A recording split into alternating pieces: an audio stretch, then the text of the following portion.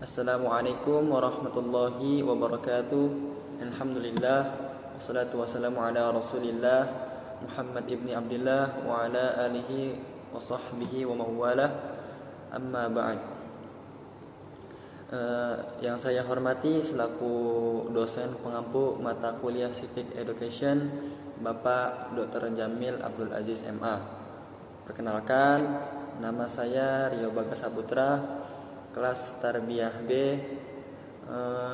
Dibuatnya video ini untuk mengerjakan tugas UAS Civic Education yang berjudul Pandangan terkait golput dalam pemilu dan pilkada. Baik, golput itu memberikan dampak terhambatnya pemerintah yang berintegritas. Golput itu istilah itu selalu muncul mendekati hari-hari pemilihan umum atau pemilihan kepala daerah atau apa yang bisa disebut golongan putih. Golput selalu diidentikan dengan sikap cuek, apatis atau tidak mau bersangkut paut lah bahasanya dengan kondisi politik ya. Akhirnya golput ini tidak memilih untuk berangkat ke TPS untuk mencoblos. Dari tahun ke tahun golput selalu menjadi persoalan karena tidak semua keputusan golput berangkat dari gerakan moral atau idealisme yang murni. Pemilu pasca reformasi, orang menjadi golput juga bahkan karena idealisme, tapi kondisi yang memaksa dirinya itu buat nggak nyoblos. Penyebab golput, beberapa hal yang menyebabkan seseorang ini golput ya, apa bahasanya, dia tidak bisa mencoblos, antara lain yaitu apatis terhadap politik.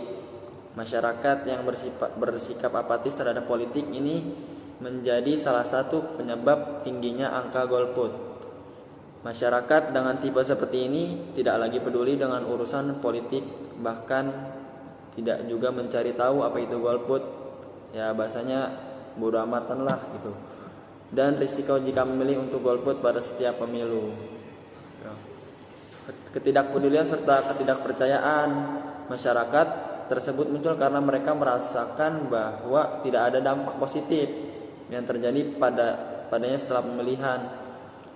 Sementara berita korupsi ini yang dilakukan oleh para pemimpin serta wakil rakyat semakin meningkat tuh. Apatis masyarakat terhadap para pejabat. Padahal golput tidak akan menjadi solusi untuk menyelesaikan masalah tersebut.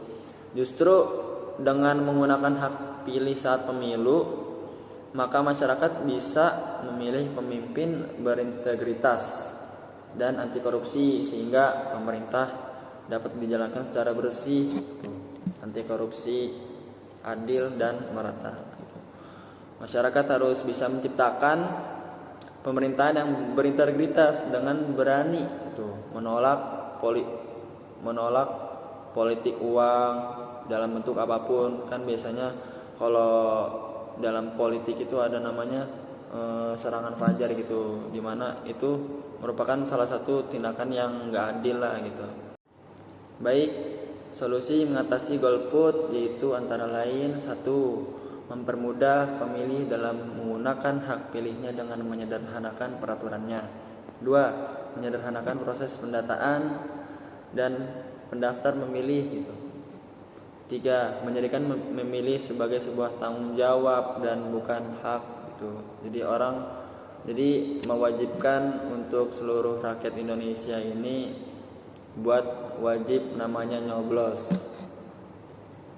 Baik, selanjutnya sanksi hukum atau ancaman pidana terhadap orang yang mempengaruhi seseorang untuk melakukan golput ada di pasal 515 Undang-Undang Nomor 7 Tahun 2017.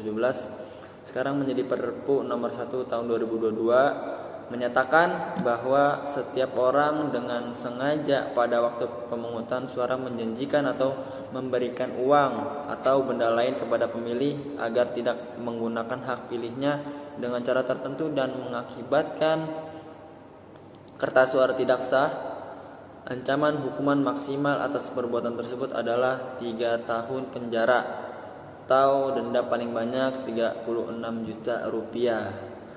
Menurut pasal ini, suatu tindak pidana harus memenuhi 3 syarat agar dapat dituntut, yaitu 1. Pada hari pertama dilakukan pemungutan suara atau pencoblosan. 2. Menawarkan atau menjanjikan uang tunai atau sumber daya lainnya. Ini biasanya kalau bahasanya sisi gelap itu namanya serangan fajar, atau memberikan suatu uang lah gitu. Atau benda-benda makanan atau yang lainnya. Yang 3, memusnahkan surat suara yang menyebabkan suara tersebut batal atau tidak dapat dicantumkan dalam hasil pemilihan umum. Kesimpulannya itu bahwa golput atau golongan putih itu dipandang sebagai bentuk perlawanan terhadap partai politik dan calon presiden yang tidak sejalan dengan tujuan masyarakat golput. Ya, makanya sebagai masyarakat Indonesia ini diwajibkan ya untuk mencoblos ya guys ya. Baik, mungkin ini saja pembahasan mengenai pandangan terkait golput dalam pemilu dan pilkada. Ya, kurang lebihnya mohon maaf. Wabillahi taufiq wal hidayah. Wassalamualaikum warahmatullahi wabarakatuh.